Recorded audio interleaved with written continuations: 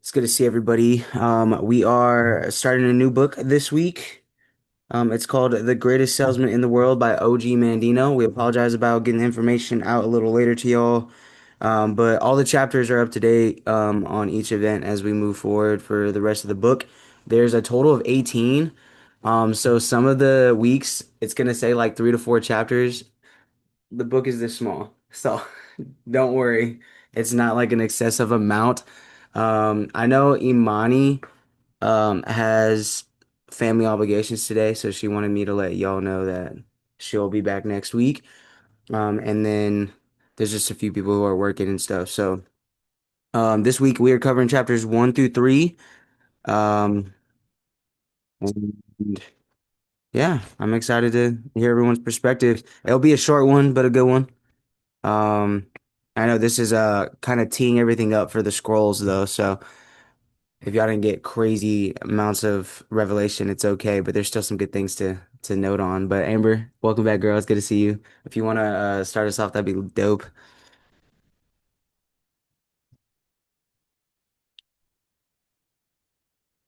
Okay. I was Hello. yeah, So I was waiting for the mute button, the unmute button. Um, love this book. Um, he pronounces it Og Mandino, and he does say like that his name is kind of weird. yeah. Sorry, my bad. Huh. Okay. OG. Oh. So this book is definitely one of them ones, a classic. I heard about this book like through network marketing mentor, and then after I heard about it, I found this book at my parents' house in the bookshelf. So I was like, We're taking. whoa. Um, yeah, I definitely took it. And I actually was reading it. I had like notes in here from like 2023, and I forgot that I had wrote this on the back of the book. I don't know if y'all can see it. It says, I, Amber Brianna Thayes, own a women's spiritual and personal development business called Powerful Creators. So, Let's go. whoa. So yeah, so the first couple of chapters really just set up the rest of the book. The biggest thing that I did take away from it was Hafid, like the older man. He had this like disconnection, like disassociation with like the material things. Like he was just so at peace with what he's created, what he's been able to accumulate. And he really just talks about how, now to fulfill his life's purpose is to want to like give away all of his like treasures and possessions. And then he talks about the scrolls a lot. So let me give like one big takeaway. So that was the one thing that I took away was like just his detachment from it. Like he had like this calmness, detachment. Um, and then from the second chapter, I like how he did say that the scrolls were kind of represented as like universal laws. And I'm excited to get into the scrolls. And so that's really what I took away from it. And then chapter 3,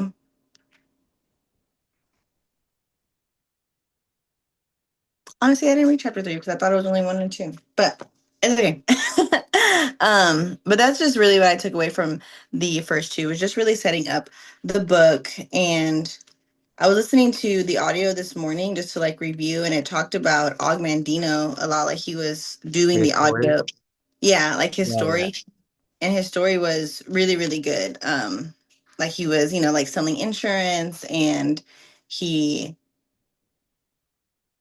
like, I don't know, there's just so much like insight like in these stories. But basically, I think at one point in the story he talks about how one thing led from another, like well that's another. Like he was out like doing selling insurance, but he always wanted to be a writer, and like that never left him. So he started writing about salesmen and stuff, and then one thing led to another, and like this book blew up. And then he said he got a deal basically that was more money than he ever even thought existed, which I really think was like a particular like thing, because sometimes we don't know what kind of money is out there. We have to be stretched, we have to like push ourselves to really understand what's out there, and then allow ourselves to really calibrate to be able to manage that. and like take it in. Because I feel like a lot of times like we want a lot of money and we say we're ready for a lot of money, but really like deep down sometimes we're not. Like sometimes our nervous system is not able to receive that much because we low key like freak out. Like we've never been able to handle that much before. We've never had to, so we don't know how. Right. Um, and and yeah, let me think of one more thing.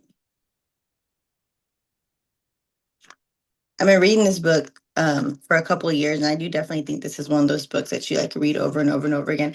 It's very, very heartwarming, and I can't wait to get into the scrolls because there's one of these scrolls that I can just like. There's one that I say, a line that I say all the time, and I'm just gonna say it. It goes, "Thank you, God, for the rain, for it shows us the sun." Something like that. But whenever we get into it, we'll talk about it. But that is my takeaway. Well, I appreciate it. I'll take it next. Yeah, I agree with you in terms of like that level of detachment. I think it's more so like it's like a calming force. I don't know. It's like a what I've been learning, especially in my day to day, is this extreme dynamic that significantly successful people operate in. I've been thinking about it a lot too because there's been a lot of cases where in my short career it's required a lot of responsibility or things to be completed, things to be addressed, conversations to be had, projects to be done. Sometimes it gets a little overwhelming while you're also trying to like manage your own life, right? Like maintain your relationships, be in tune.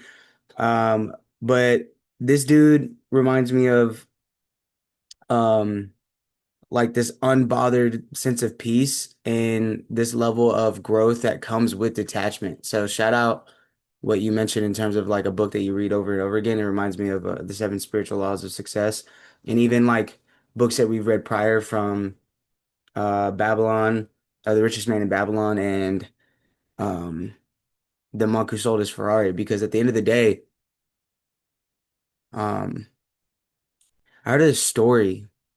It was like a very like simple alimony that was very reminiscent of what this guy essentially embodies because he tells it's just crazy how I just got this book, y'all, and like it already like fell apart. It's so annoying. This is literally in between the pages. Whatever. Okay, but anyways,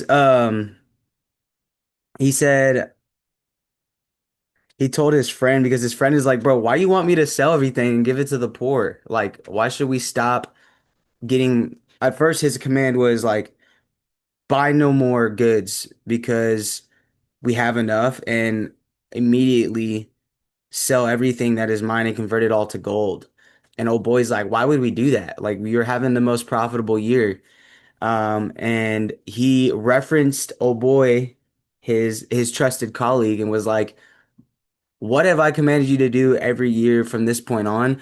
And he was saying that, well, you have told me that every year I should take half of the profits and give it to the poor. And he was like, yo,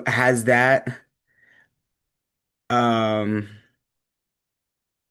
has, can you admit that your concern was without ground? And the guy said, yes. And he said, let me encourage you to maintain faith in this decision until I explain my plans. And he goes on and talks about that he wishes to prepare the necessary documents to transfer the ownership that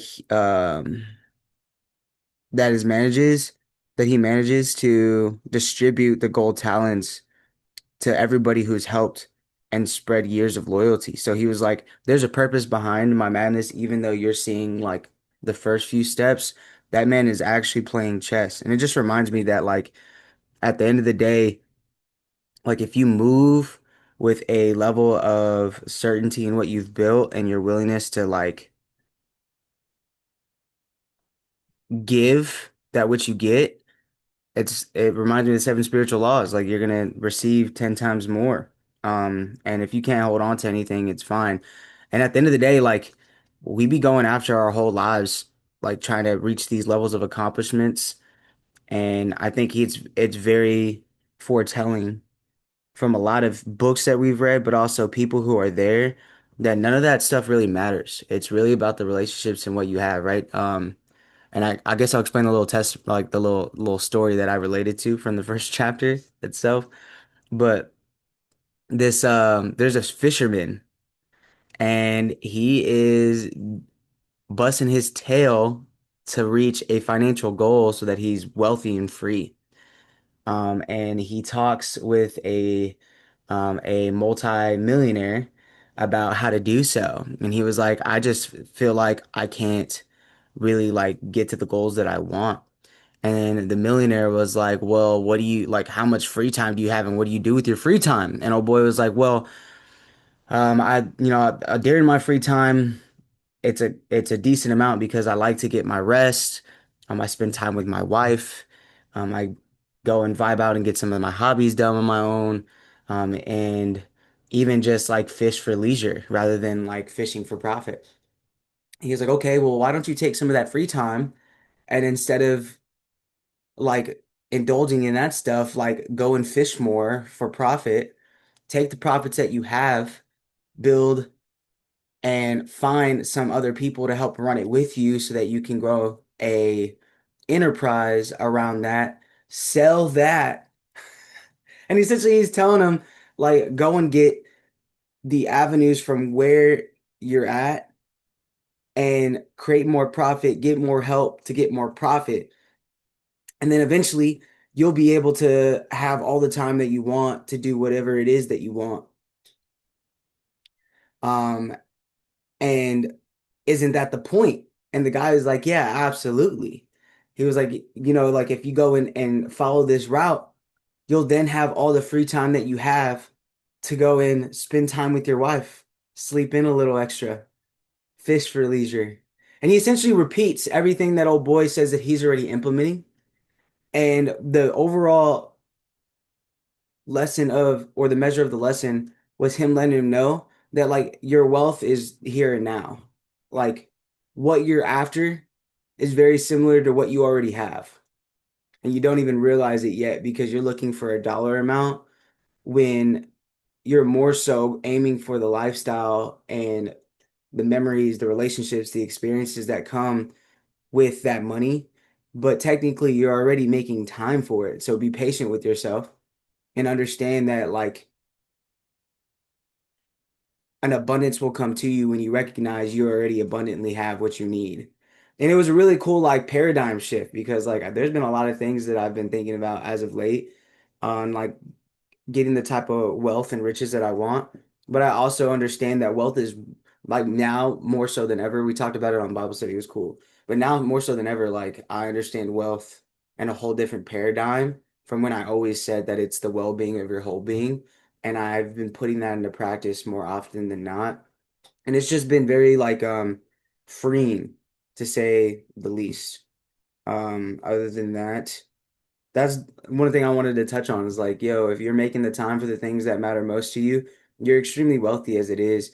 And whenever you get that extreme amount of freedom and time, you're probably going to spend that time doing the things that if you're already making intentional steps to do, that you're already implementing. So there's no need to fret or get like afraid.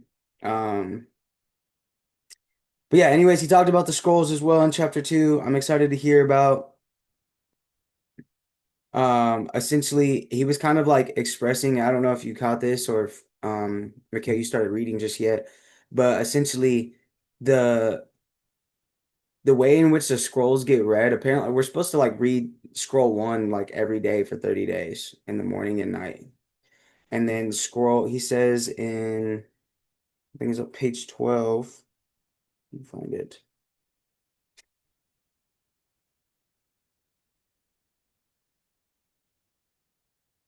Okay, the last scroll, as you can call it, is the first scroll, which must be read since each is numbered to be read in a special sequence. And the first scroll contains a secret which has been given to a mere handful of wise men throughout history.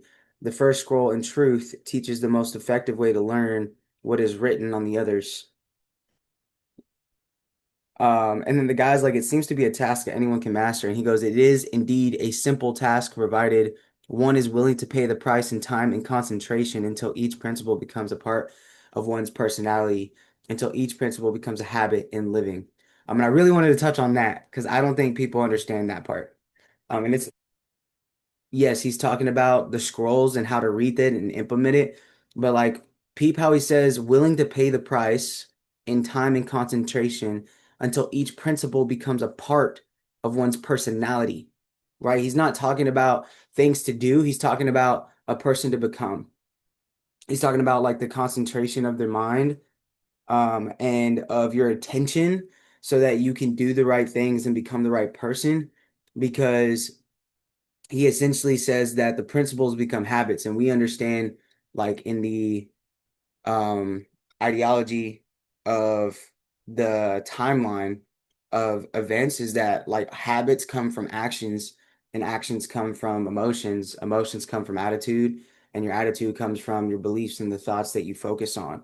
So what he's really trying to like say is that in the like yes, it's about the scrolls and it's a simple task, but think about all the simple things that like we do on a very surface level that we don't literally put the time and concentration towards for it to impact our character and who we are, how we interact with other people, how we move in business, how we serve each other, even how we like perceive situations or listen to people, take other points of views and resolve conflict.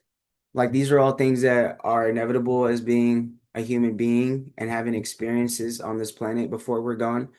And I feel like because the world is so difficult, a lot of people feel like doing the thought exercises, doing the little things become extremely like burdensome to people. Even though it's at the end of the day, it's really simple, right? There'd be some conversations I've been having people. I'm like, bro, like, did you even think about what you just said? Like, I just feel like you just said something. And like, it's not even processing like the entire situation of the scenario we're talking about. You just literally talking about something to get an emotion off or feel a certain type of way. But what I've been coming to learn, especially as like not just a leader, but somebody who's willing to serve and be there for people is that like most people don't do the simple things because it is simple to do just as much as it is simple not to do. And a lot of people will distract themselves. So if like if you want to set yourself apart, especially in the marketplace, because there's a lot of successful people that don't do these stuff. Like I've met a lot of seven, six-figure earners who literally just came across the bread at the right timing, right place, and they're just doing things and they're getting wealthy. You know what I'm saying? So like knowing the fine lines between manipulation and influence really comes down to paying attention and paying the price of timing and concentration, right? Like we talked about how to win friends and influence people. I think it's important to remind ourselves that like if we understand the truths of the scrolls here,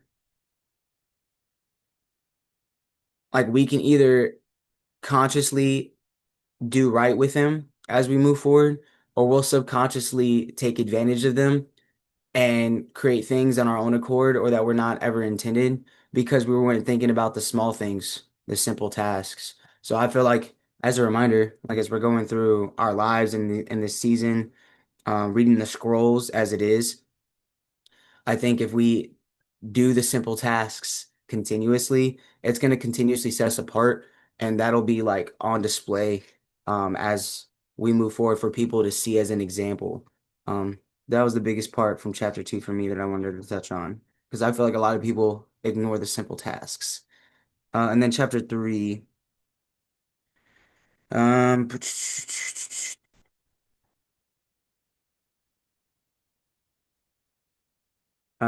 boom.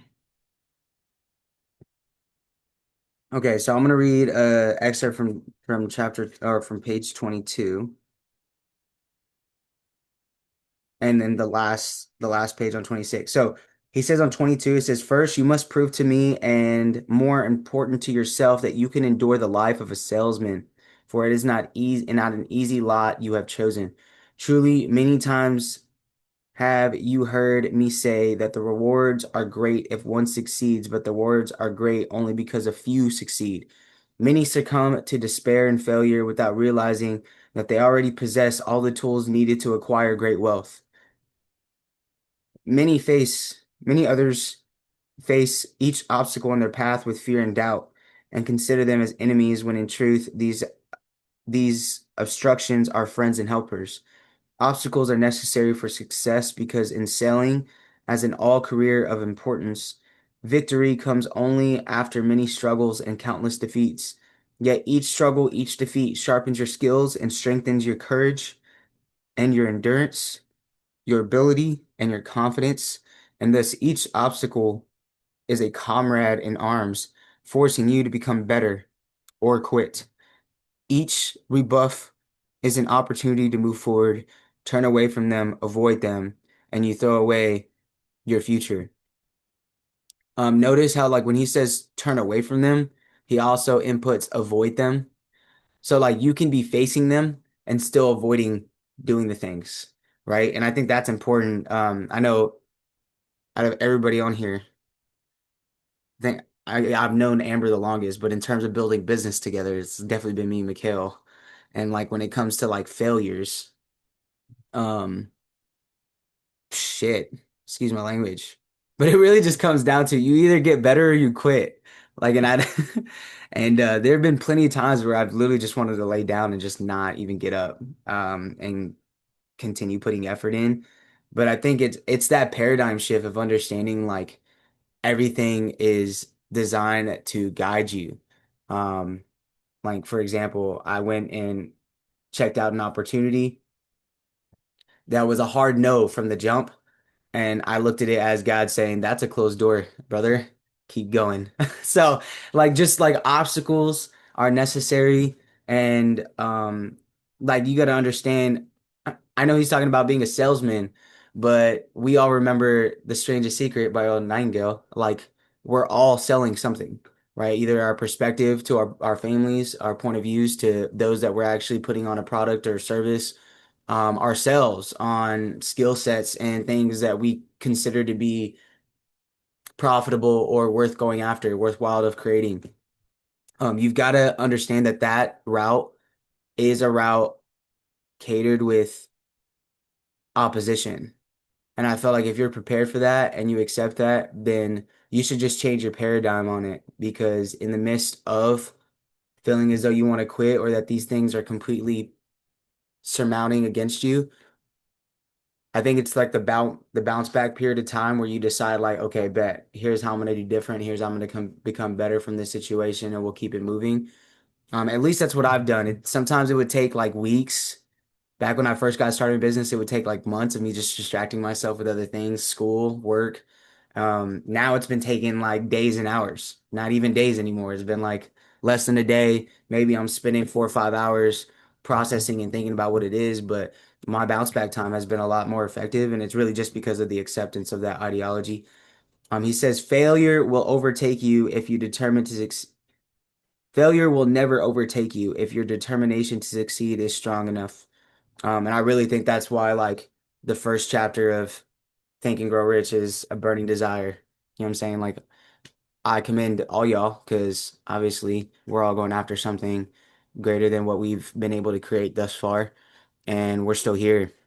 I'm not even just talking about book club, but I'm just talking about like just doing the daily things, doing the the daily things, the consistent things, and like low key, like I am no longer who I used to be at all. Like the way I think, the way I process what I consider to be important, how I operate, how I listen, how I communicate, how I go after what it is that I feel like God has asked and put on my heart to pursue.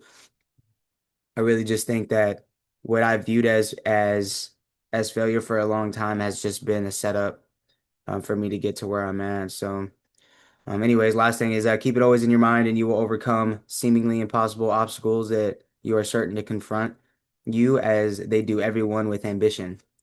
So I don't know. As Jesus said, man, we're gonna be faced with trials and tribulations, so take heart.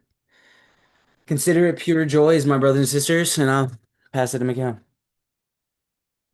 He said, consider it pure joy. I love that. Way to relate it back to where it matters. Yeah. Um, dude, the first time I read this book, y'all, and great takes, by the way, y'all. You know what I'm saying? Amber, quick to the point, simple, but impactful, as well as Marcus, in depth as always, and I appreciate it. Mhm. And, bro, you stayed under the 5 minute timer. Quit playing. Shut Snap. up. No, I'm just messing. But in that, it's good to resume this thing. I've low key been out the game for a couple weeks. But this book, I've read it before, so this is actually my second time reading it. I read it a long time ago. And some of the stuff that it talks about, like I did the 30-day challenge of reading that first scroll. And then from there, I really just started to ingrain a lot of these principles in like who and how I am and how I teach as well. And it's really cool to read it now versus the first time that I read it back in like 2015, because it kind of reminds me of this journey that I've been going through over the last 4 years. Like when we talk about like how succession matters, and he's literally talking about, hey, I'm going to pass this down to like a person who's actually worthy. Marcus is high key even my successor. It's actually lit.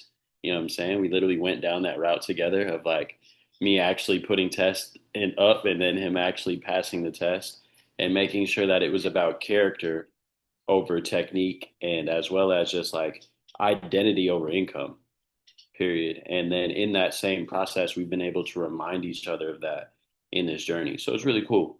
A few things that I wrote down, and then y'all know I always like take my notes and then throw them in a chat GPT and get the like I see in between the lines, but I like to get a different perspective and be able to honestly just articulate it in a different way. So he's upstairs. You want to go see him? All right, then you gotta let me talk, okay? When I'm done. Big cup, go. Sugar plum berry. All right. So first things first, when it comes to chapter one, I think the main point that he was really trying to drive home was just wealth is not equal to hoarding. You know, like he literally takes sales out of like the money grab sales type of mind frame that most people think about when they think sales. And he literally reframes it from the get go. And it's all about stewardship, period. Abundance literally reaches its highest meaning when it flows from person to person when you can actively pass on things, but not even things, more so principles. That's literally like my life. I get into a lot of spats every now and again about principles versus like the top of the issue, you know? And when it comes down to it, it's literally because of these things that I've ingrained. Ultimately, when we talk about worthy and even just kind of hopping into chapter two, as he sends that kid on the trip to Bethlehem to go and sell the robe, and as Marcus talked about, like, hey, this is going to get you ready to see if you're actually ready for the life of sales. Like, sales is hard, and you will have times where you can't sell a thing, and you're broke as a joke, and you're hungry, and you're tired, and it's dark. And you'll go down into a cave, which really signifies rock bottom. And while you're in that cave, like you get purified because you actually reach like the pit of who you are. And that's where character is formed and built. And essentially, what Hafid was trying to really implement and teach is the foundation before we get to elevation. Because if we elevate you, and you don't have a proper foundation or you're still setting that foundation, you are going to run into even more problems that test your character. And then you have room to act out of character or do things out of ill will. And so, in that, he really sent him there to just make sure he was the type of person. And he actually passed the test as well. He literally failed to sell the robe, but he found a family, became compassionate, and gave out the robe for free.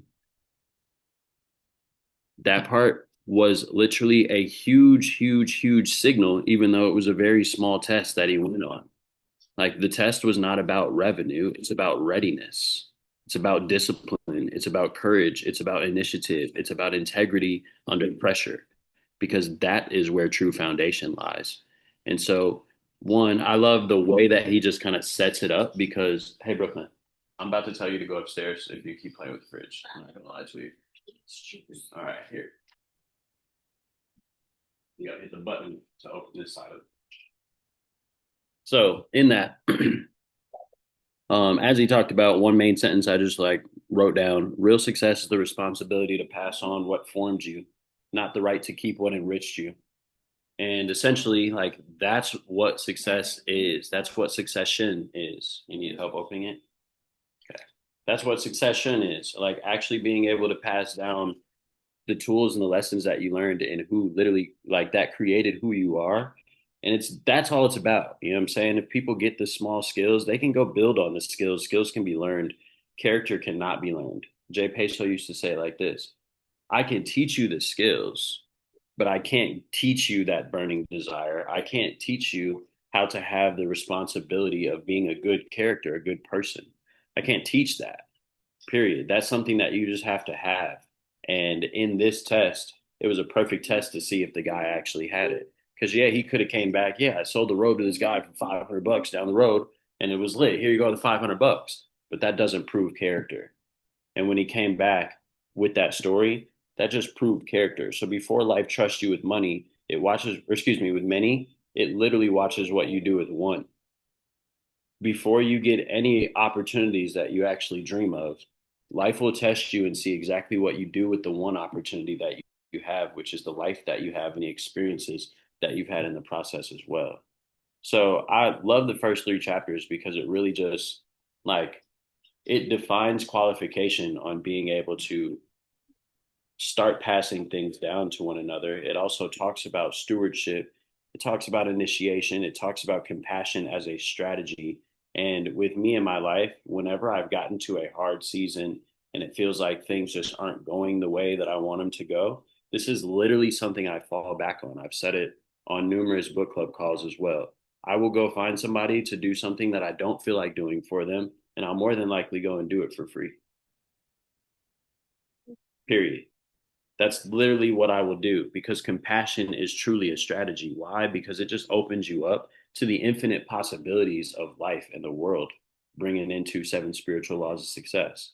Like when you can actually tap into that power, from there, your mind becomes open. And once your mind is open, you can receive new ideas.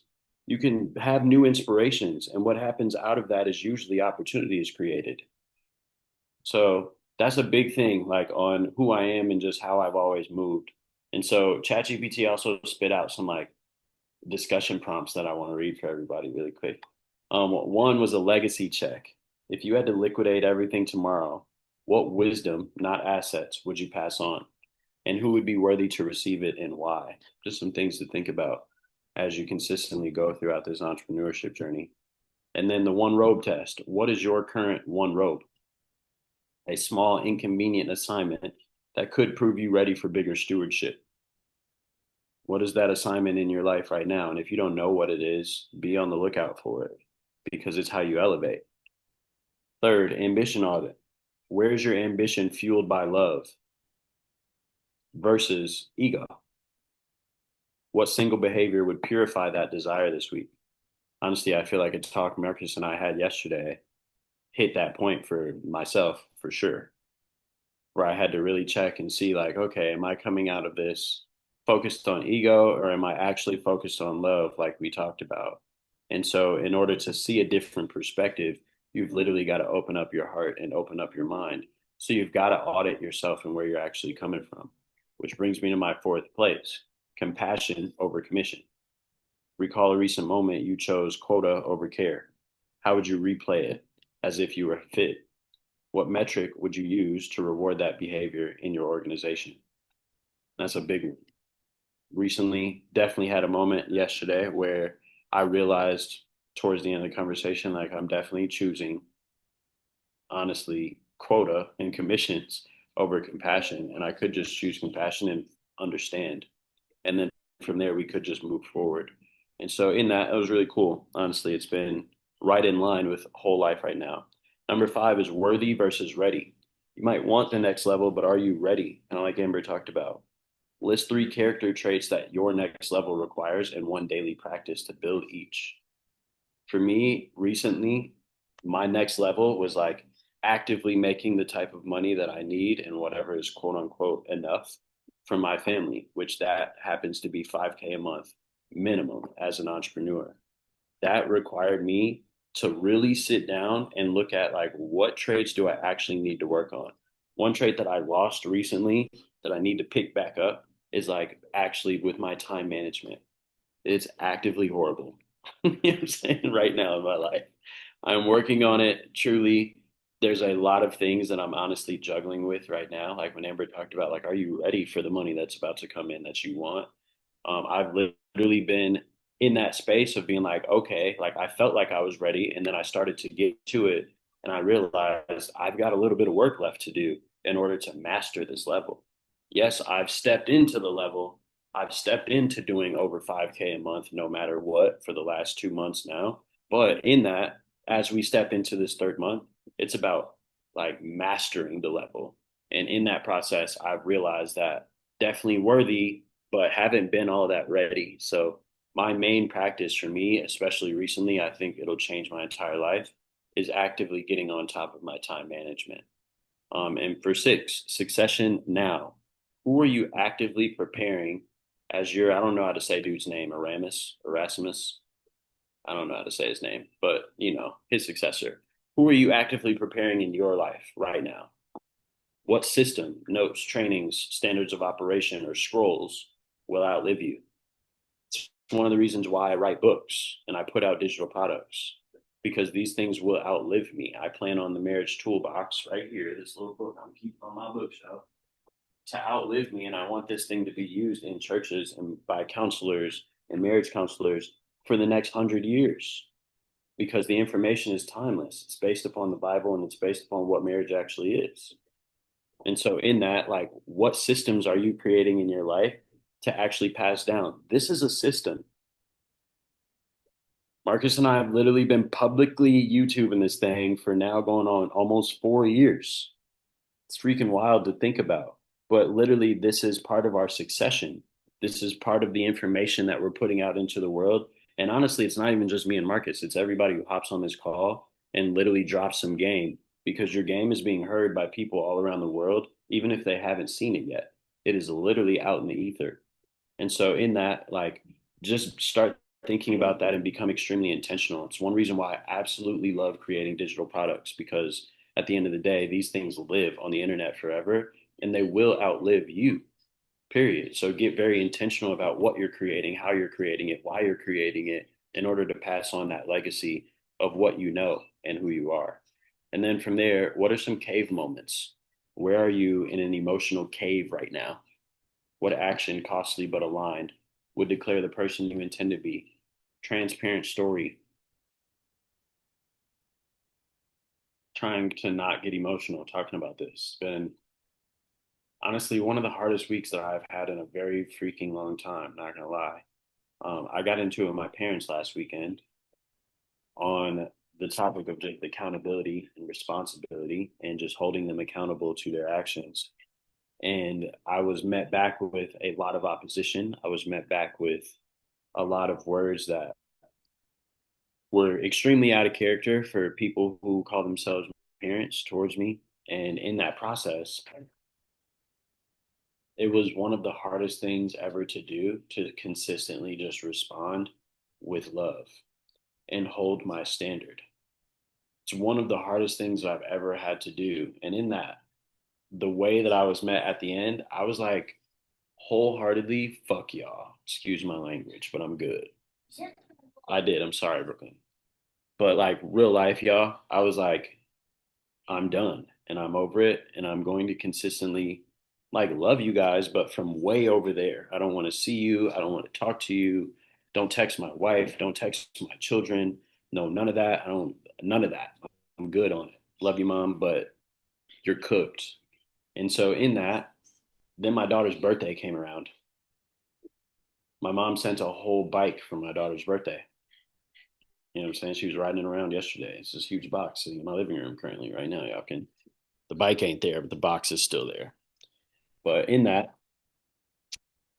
one, I did not let my mother speak to my daughter on my birthday or on her birthday. Like I was like, dude, I'm sorry, but you have mother duties to fulfill before you can step into grandmother role because that ain't how this works. This is my family and I'm protecting the influences that happen in it, period. And so to stand on that is extremely hard. it's extremely hard because my parents ruined the experience of me getting to know all of the rest of my family. No, he's not. They completely ruined that experience because they isolated us. My father was high key abusive for years, as you guys have known. Y'all have been on some calls with me explaining all of that. And in that, I did not want that to happen to my own children. And so here I am now about to do the exact same thing that my parents did and isolate my family because of influences like they used to talk about. And so in that, I'm like, dude, I could just literally, like, bro, she's 5. You know what I'm saying? She's not going to trip, but she might, though. She might want to get to know her grandma. And her grandma's an amazing woman until she has low character moments.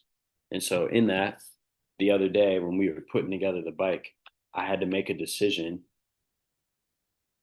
to get into action, and it was costly on my heart, but it was aligned with the man that I want to be and just literally loving people. Like, I'm not doing what my stepdad did. I'm not acting like that. I'm not going to act like that towards y'all. I even apologize for telling her the F bomb. Like, hey, look, I love you guys, but there's a standard. And if you fall below the standard, here's the consequence, period, point blank. But there's a standard, and I'm going to meet the standard. Talk to your granddaughter for her birthday. She wants to say thank you for this bike, period. So I call my mom the day after her birthday, let her speak to her about the bike. But in that, it's like as we consistently move forward, I'm honestly trying to figure out how to navigate this area of my life because it's a lot. Like, it's a lot. And I've dealt with it not once, not twice, but like my entire life. And I'm high key tired of dealing with it. And I'm high key tired of people missing the standard and me consistently allowing them to miss the standard. So this time there's accountability and responsibility in order to climb back up to the standard. Period. I'll call you on holidays, I'll call you on birthdays, and it's all love. But other than that, like, don't call me. And my stepdad, he's really cooked. I'm sorry, I don't have no obligation to him. Period. He disowned me this past weekend. It got that bad when I was sending freaking Bible quotes to niggas. He hit me back. You're Rachel's son. I'm de-stoned to you. I'm like, this is crazy. Calling me the devil and some more stuff. It's wild. It's actually insane.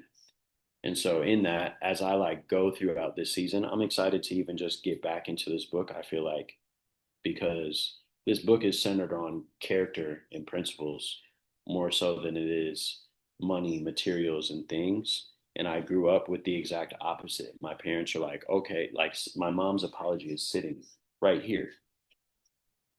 Instead of apologizing to me, instead of taking accountability, instead of respect, or excuse me, accepting responsibility as well for the motherly duty, she just sent a gift and expected us a call. And ultimately, all we need is presence. We don't need perfection. I just need you to be present in the moment and actively know what the hell is going on. And it's hard. So in this process, I asked for prayer. The reason I bring this up, because this week for me has been an emotional cave. For real, not for play. And I'm just honestly seeking guidance from God and just from my entire life to literally show me what I need to do in order to move in alignment with this man that I've been creating. So please pray from heart, y'all. You know what I'm saying? Pray for guidance for your boy. But in that, that's really the end of my notes, man. It's emotional cave for me, and I'm just trying to make sure that I do what's right and I act in the way that I would want anybody else to act in a way that I literally want my children to move in their future as well. And the type of responsibility and accountability that I want to have as a father as I raise them. So just trying to act in alignment with that, but that's definitely a transparent moment. Like, that's my emotional cave on where I'm at. So this book is right on time as always. And Marcus, I guess I'll pass it back to you. I don't know if Wale read this yet. Yeah, no, I didn't get a chance to read it. I just was online. I wanted to get back in tune with the squad when I was available to do so. So it's been cool listening to everybody's take on the book, everybody's perspective on it. It is a book that I've read in the past, and you guys, just from what you've said, right now has got me excited to dive back into it, and make sure that I'm, taking the same lessons because it seems like you guys have taken so much from this read, whether it was the first or second time or third time that you've done it. So I definitely appreciate you guys sharing your perspectives, as far as the book is concerned, and I'm looking forward to getting into, staying close to the fire because I've been a little bit busy all over the place. No worries, bro. Appreciate you tuning in just for a little bit and then even saying that.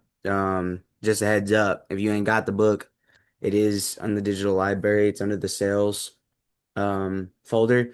You won't see the cover on it for some reason. You'll see like the first page of like the excerpt monologue that he has in there.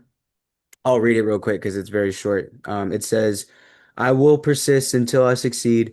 I was not delivered into this world into defeat, nor does failure course in my veins. I am not a sheep waiting to be prodded by my shepherd. I am a lion, and I refuse to talk, to walk, to sleep with the sheep. The slaughterhouse of failure is not my destiny.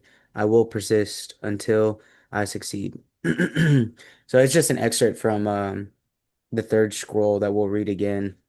Yeah, But that's bars right there. he puts it at the beginning of the book, I think purposely. But Yeah, that's heavy.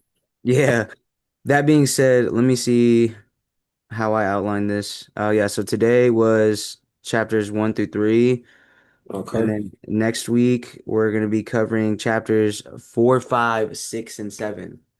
Four, Four, five, five, six, and seven. 4, 5, 6, and 7. Those essentially are setting up as we get into scroll number 1 on chapter 8. So this is the rest of like the prep The that background. he essentially brings us through in order to really, well, he's talking to his successor, but the prep that he's gonna get us into as he reads the scrolls for us and we start implementing. I'm also extremely excited to hear it. I guess this is the first time where like I haven't read this book and everyone else Really? around me has actually read this book. So I'm excited. It kind of reminds me of Seven Spiritual Laws, Mikhail, when you first gave it to me. It's kind of wild. Just because it's wild. I see how God be working. But anyways, I'm excited to really just like understand these principles a little more and see it implement in my life and in everyone's life as we continuously move forward. And yeah, man, I appreciate everybody hopping in. Spread the word out. I think we might do one last team call this coming up Wednesday is what I've seen on the schedule for the monthly, and then we will discuss some things as we move forward, but especially in how we kind of want to bring this out more to the masses. Mikhail and I have been brainstorming a little, so I'll keep y'all tuned in the loop. But essentially, like, we'd love to start streaming this on YouTube Live at the same time. Oh, that's lit. That's a good Yeah. idea. I know it's like a Zoom. You can integrate the interface of YouTube on the back end with the API on it. Um, where like as we're streaming on Zoom, those that want to communicate and discuss can hop on while it's also live on YouTube. Okay, bet for sure. But while it's live on YouTube, and then we can all like just like share it on our stories and stuff. And if people that want to hear the information or be exposed to it, they can like tune in as a literal fly on the wall rather than like, oh my God, I gotta get Zoom and I've gotta create an account and people are gonna see my face and I'm tired and just had a night out because it's Saturday morning. But but yeah, people could honestly be in tune. I think it'd be a great route to just put it out there as we move forward. But yeah, I'm excited for it. Amber, before we wrap up, go on ahead, girl. What you guys say? Hello, everyone. Welcome to, well, no, that's not it. I'm going to Oh, introduce you to what? little side note. I stapled my pages back in the book somehow. I had a good clip. But Can okay, y'all so hear me? yes, ma'am. Yeah, go ahead. Okay.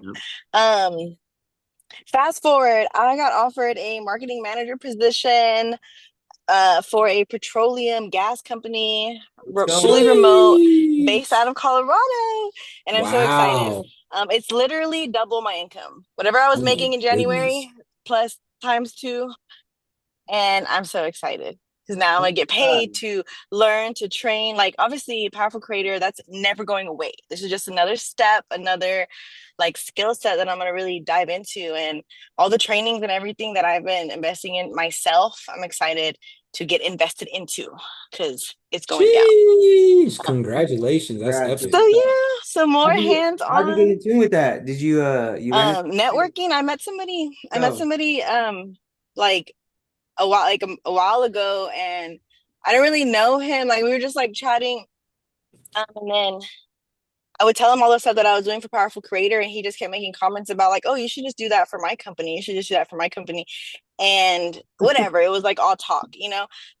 And then I had to let it go because a part of me like wanted it. Like when he was like telling me about it, I was like, I wanted it, and I could feel my vibration like wanting it. So I let it go. I was like, no, fuck that. We're not wanting, we're not needing nothing. So I let it go. Like like completely. Like I forgot about it. I was just like continue to move on with my life. And then 2 weeks ago on Monday, he had messaged me and he was like, hey, are you still interested in that position? And I was like, yeah. And then he gave me the verbal offer, and then 3 days later, gave me the written offer. And my start date is November 13th. So this So whole month I've been congratulations. transitioning and just doing all the things. That's So fire. yeah, I'm really, really excited. So I'm about to Congratulations, girl. it's so crazy. Lady. It's just so crazy because like this kind of position, these qualifications, like people have degrees for. And Yeah. all the experience that I have is just from me pursuing like my own dream, and like y'all believing in me and us, like, you know, with like the digital academy and all the other courses like all together. Like if it wasn't for that, I would never like if I did what everyone else told me to do, I'd have been a freaking nurse. Okay. No. Now we're out here. Love them, but that was not for me. And No, that's what's up. okay, I gotta go. I'm babysitting my niece, but Let's go. Yeah, dude. He's now super proud of you, girl. That's what's up, and it's good to hear. I definitely also think it's a stepping stone to help you elevate everything you got going on and what you want to do personally. Um, that's really dope. It's really cool. So I'm happy for you. me too. I'm so excited. Again, thank y'all so much because like y'all really saw me and like I feel like plucked me out of the world a couple 2 years ago to get me back my bag, and here we are. So Here I you love y'all. are. Thank y'all so much. You are in I your wrote bag, this book club girl. because obviously Take care. You But said yeah, man, plucked out great. of the world. Love to end the call on positive news. That's lit. Amen. Everybody that catches the recording, make sure to send Amber a quick congratulations. But yeah, we'll definitely bring it up on the monthly call next week too. That's a So life achievement right there. We'll add yeah, it to the note. Congrats, girl. We're happy for you. For real, not for play. But you stepping in your calling. Ready now, brother. Well, let's get it. Hold on. Let me just peek.